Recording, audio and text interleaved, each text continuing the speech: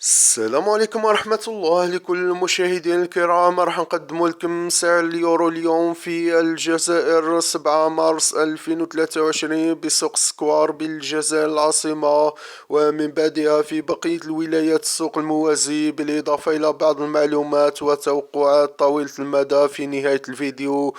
ادعمونا بلايك واشتراك حتى يوصلكم كل جديد، واللي عنده اعلان بيع او شراء او يعرف السعر في ولايته يكتب لنا في التعليقات ويذكر الولاية حتى يستفيد الجميع من كل الولايات، وراهو مشكور. نبداو بالاسعار في سوق سكوار. سعر الاورو اليوم في الجزائر سكوار دار 2,230 حتى 2,240 للمبالغ الكبيرة 5,000 اورو فما فوق. اما البيع يبيع لك 100 اورو 2,250.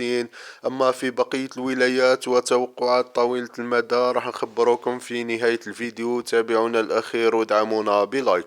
الدولار الامريكي دار 2,090 حتى 2,100 للمبالغ الكبيرة ابتداء من 3000 دولار امريكي. اما البيع يبيع لك ب2,130. البوندا الجنيه الاسترليني دار 2,490. اما البيع يبيع لك 100 باوند 2,510,000. الدولار الكندي دار 1,500,000. اما البيع 1,520,000. اما في بقية الولايات السوق الموازي الدينار التونسي دار 630 والبيع ب650. اما 100 دولار امريكي في اغلب الولايات 2,090. اما الولايات الكبيرة وصل 2,100. اما البيع 2,130.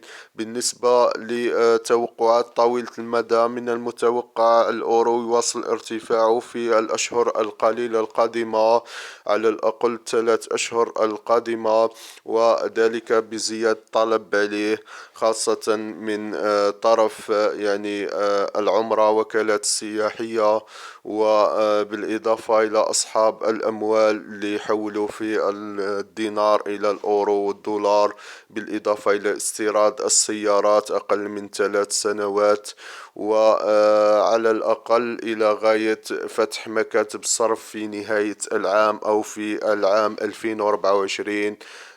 وهو المرجح 2024 راح يكون مكاتب الصرف، ولهذا في هذا العام راح يواصل الأورو ارتفاعه في الأشهر القادمة والله أعلم.